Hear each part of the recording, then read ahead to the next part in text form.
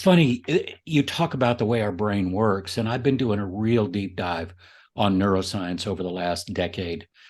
And as complex as our brains are, there's something very interesting that happens that's very common to all of us.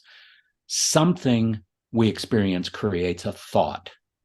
That thought, our brains immediately attach meaning to that thought because our brains like to categorize things and keep things as simple as possible. So a thought we then attach meaning to. From those two things, emotions are generated. From that, we then make decisions and take actions. The interesting thing about this is emotions become the bridge between thoughts and meaning and decisions and actions. Emotions impact every one of our decisions and actions.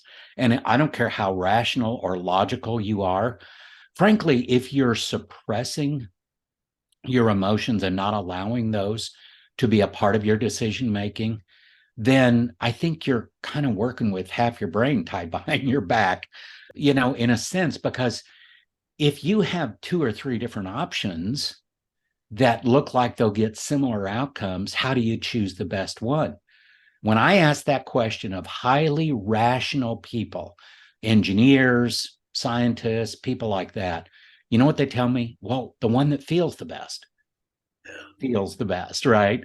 So it's kind of funny. And I'm glad you brought that up about the way our brains work, because that's an important part of if we're going to understand how our brains work and how we can change things, it starts back with that first step of assessing.